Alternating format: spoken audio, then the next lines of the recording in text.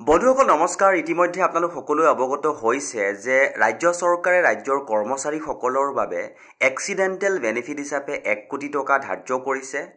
তে বন্ধুসকল আজিৰ এই ভিডিঅ'টোৰ জৰিয়তে এই আঁচনিখনৰ বিষয়ে সম্পূৰ্ণকৈ জানিবলৈ চেষ্টা কৰোঁ আহকচোন। তে বন্ধুসকল দেৰি নকৰোঁ, পোনে আঁচনিখনৰ পইণ্টসমূহলৈ যাবলৈ যত্ন কৰোঁ, কাৰণ এখন খুবেই গুৰুত্বপূৰ্ণ আৰু আদৰণীয় আঁচনি চৰকাৰে ঘোষণা কৰিছে বুলি উল্লেখ কৰিব পাৰি। আৰু আঁচনিখনৰ যিকেইটা মেইন পইণ্টছ হয় সেইকেইটা আপোনালোকক দেখুৱাবলৈ যত্ন কৰিছোঁ। চাওক, 1 নম্বৰতে উল্লেখ কৰিছে state employees are entitled to ₹10 lakh in life insurance, অৰ্থাৎ কৰ্মচাৰীজনে 10 লাখ টকাৰ এটা লাইফ ইঞ্চুৰেঞ্চ পাব বুলি উল্লেখ কৰিছে। আৰু 2 নম্বৰতে চাব the insurance coverage will be over and above the regular benefits applicable to state government employees. এই যে 10 লাখ টকাৰ যিটো ইঞ্চুৰেঞ্চ কথা ক'লে সেইটোৰ ৰেগুলাৰ বেনিফিটছ ৰাজ্যিক কৰ্মচাৰীসকলৰ কাৰণে এপ্লিকেবল হ'ব বুলি উল্লেখ কৰিছে। আৰু 3 নম্বৰ পইণ্টছটো আপোনালোকে মন কৰিব, আৰু এইটোৱে আটাইতকৈ গুৰুত্বপূৰ্ণ পইণ্টছ বুলি বিবেচিত হৈছে এইখিনি সময়ত দেখুৱাবলৈ যত্ন কৰিছোঁ। চাওক, in case of accidental death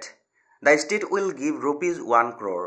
যদি এক্সিডেণ্ট হৈ দুৰ্ঘটনা হৈ কৰ্মচাৰীজনৰ যদি মৃত্যু হয় তেতিয়াহ'লে টকা দিয়াৰ কথা কৈছে।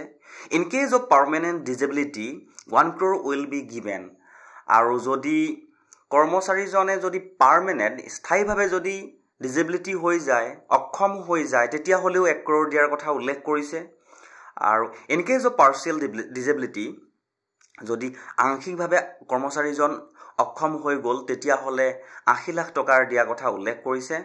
In case of death in service due to any illness, যদি কিবা কাৰণত বেমাৰ আজাৰ হৈ পেলাই যদি কৰ্মচাৰীজনৰ মৃত্যু হয় তেতিয়াহ'লে 10 লাখ টকা দিয়াৰ কথা উল্লেখ কৰিছে। তে বন্ধুসকল এই ইনফৰমেশ্যনটোৰ লগত আৰু সংগতি ৰাখি পিছৰ ইনফৰমেশ্যনখিনি জানিবলৈ যত্ন কৰোঁ আহক। পিছৰ ইনফৰমেশ্যনখিনি এনেকৈ আহিছিলে, Employees owned need to pay any premiums as the state government is partnering with the State Bank of India or other scheduled commercial banks where the employees hold salary accounts. তে বন্ধুসকল এই যিটো আঁচনি চৰকাৰে ঘোষণা কৰিলে, এই আঁচনিটোৰ বাবে কৰ্মচাৰীজনে কোনো প্ৰিমিয়াম দিব নালাগে বুলি উল্লেখ কৰিছে। আৰু এই আঁচনিখনৰ বাবে চৰকাৰে ষ্টেট বেংক অফ ইণ্ডিয়াৰ লগত আৰু অন্যান্য যি কমাৰ্চিয়েল বেংকসমূহ আছে, অৰ্থাৎ কৰ্মচাৰীসকলে তেওঁলোকৰ নিজৰ চেলাৰী একাউণ্টটো য'ত আছে সেই বেংকসমূহৰ সৈতে ইতিমধ্যে পাৰ্টনাৰশ্বিপ কৰা বুলি উল্লেখ কৰিছে, পাৰ্টনাৰিং বুলি কৈছে, অৰ্থাৎ চৰকাৰৰ লগত তেওঁলোকে এখন বুজা পৰা হৈছে এই আঁচনিখনৰ উদ্দেশ্য কৰি।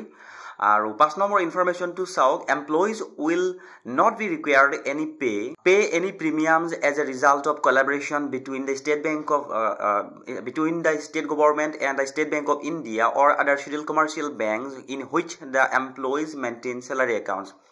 বন্ধুসকল চাওক, এই যে কৰ্মচাৰীসকলে বিভিন্ন ষ্টেট বেংক অফ ইণ্ডিয়াই হওক বা অন্যান্য কমাৰ্চিয়েল বেংকেই হওক তাতে যে চেলাৰীটো লৈ আছে আৰু তেওঁলোকে যে এই ফেচিলিটিজখিনি দিব তাৰ বাবে কোনো পে' কৰিব নালাগে বুলি কৈছে। ইয়াৰ বাবে কোনো প্ৰিমিয়াম পে' কৰিব নালাগে, এইটো অট'মেটিকেলি কৰ্মচাৰীজনে পায়েই যাব, এইটো কথা উল্লেখ কৰিছে।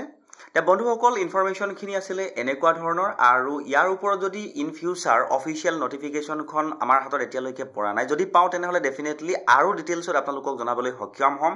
আৰু ইনফৰমেশ্যনটো যদি ভাল লাগিছে তেনেহ'লে ডেফিনেটলি আপোনাৰ আপোনজনৰ সৈতে এবাৰ শ্বেয়াৰ কৰিব। আৰু আগলৈকো যদি এনেকুৱা গুৰুত্বপূৰ্ণ ইনফৰমেশ্যন পাই থকাটো বিচাৰে তেতিয়াহ'লে চেনেলটো ছাবস্ক্ৰাইব কৰি হাতত ৰাখিব বুলি আশা ৰাখিলোঁ।